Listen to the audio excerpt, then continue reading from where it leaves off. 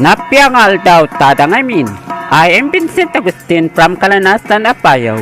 This blog will highlight the importance of nature conservation and its positive effect on water resources and its sustainability.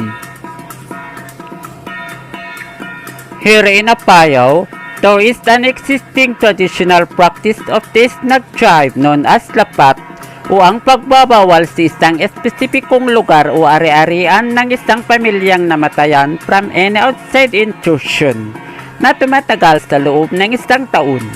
Even the declarant himself will not be allowed to enter, touch, catch or gather anything from that area.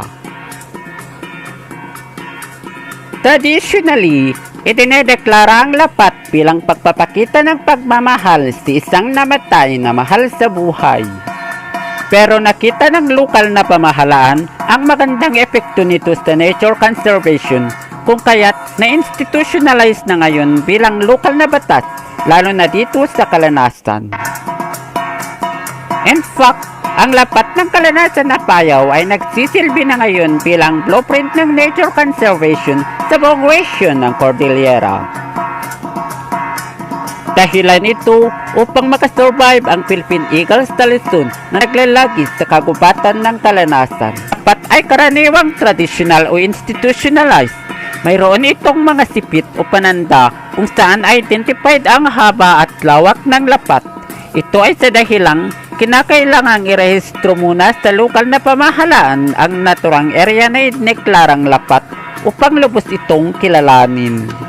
Here, it is traditional dahil naideklara bilang lapat na para sa namatay. Hindi ka pwedeng pumasok. Mawawalan ng bisa ito pagkatapos ng isang taon. Parang diwa mo lang na dahil nagtampo, nag-emot-emot ng bongga bago nakipag-break. #sad, #iyak. Ito naman ay ang institutionalized na lapat. Itineklara ito ng isang barangay. Pwede kang pumasok, pero wala kang pakikialaman. Pangmatagalan ang bisa nito. Parang love life mo lang, #forever, #happy. Now see how clear the water is. Sadyang nature-friendly ang lapat. Dahil sa mahigpit na pagpapatupad at ang malaking kabayaran sa sinumang lalabag sa lapat, ang bunga nito ay ang patuloy na pagyabong ng kalikasan. In effect, nasusustain ang mga bukal ng tubig at tuloy ang pagdaloy. So, water to me is as important as life itself. Kung kaya't, karapat-dapat din itong ipaglaban, protektahan at isaalang-alang. Kung walang tubig, mauuhaw ka, you can die, walang palayan, palaisdaan, paghahayupan, at iba pang mga gawain na nakasalalay sa tubig. Kanyan kahalaga ang tubig sa buhay ng tao.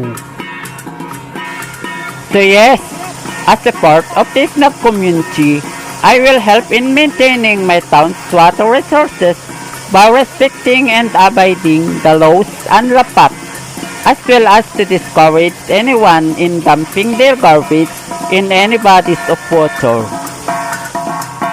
I will also assist in the tree planting activities to keep the mountains and valleys as greener as possible, hence the protection of water resources in the process. To everyone, we can do so much to save our water resources.